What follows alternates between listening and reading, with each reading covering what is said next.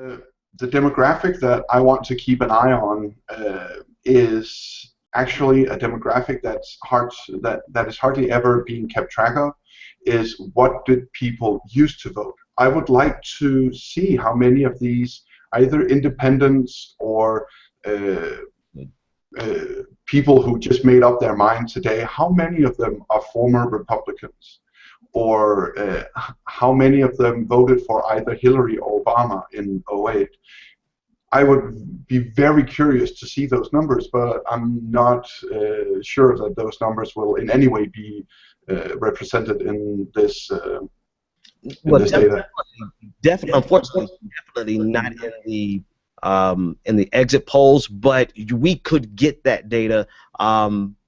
But it would be hard to get, and because they do get it right, we would need to look at everyone who participated and voted in the last election. What was their believe it or not, and I know you probably know this. Deep dive on what the mood was of the Hang Republican on. electorate.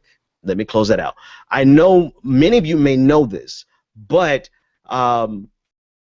they have so much granular data on every single one of us every time we vote. So they can tell us based on the last election who you voted for, what was your party affiliation, then of course who you voted for this time. That data is accessible to candidates and their camps. So that would be a fascinating study to actually see who transitioned to vote for who left the Democratic ranks to go vote for, or not even the names clearly, but the percentage of people who crossed over to go vote for Donald Trump. The independents, were they previously independent and they vote with Donald Trump? I would definitely like to see some cross-section analysis of change of party affiliation or voting against your party affiliation. What do you think you would find if you had that data? What would be some your general hypothesis about that, Nis?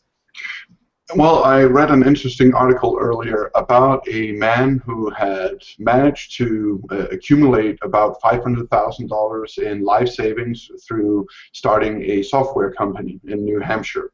And he then struck out on his own with those $500,000 and turned his passion of doing brewing into his life's work today. And he is a small-time business owner, and he is voting for Bernie. Now, he calls it a protest vote, an FU for the system, to the system, to the rigging of the system, but he votes for Bernie. He's not afraid of what he's talking about. He knows that when Bernie talks about big banks, big business, corporate, the rigging of the system, he knows that he's not talking about him. He knows that he wants to give him a fair shake.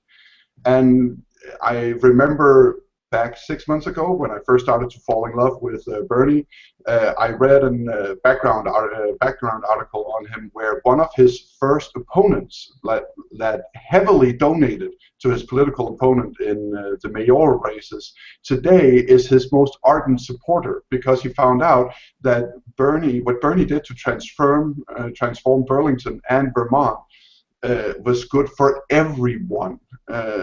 So I think there are more concerned businessmen who hasn't bought into the socialist Red Scare word. I think there are a lot of these people who are voting for him. And when I was at BTV, when we covered his reverse town halls, there were quite a few business people, independent business people and small business people who were talking to him about, I'm getting screwed by the IRS, by the competition, by the tax code, by the insurance companies. They are milking me dry. Can you help me? And then Bernie just gives straight up answers about how to help and what he has done in Vermont and what he will try and do as president. So I think yeah, no, let me jump on that, because you've said something.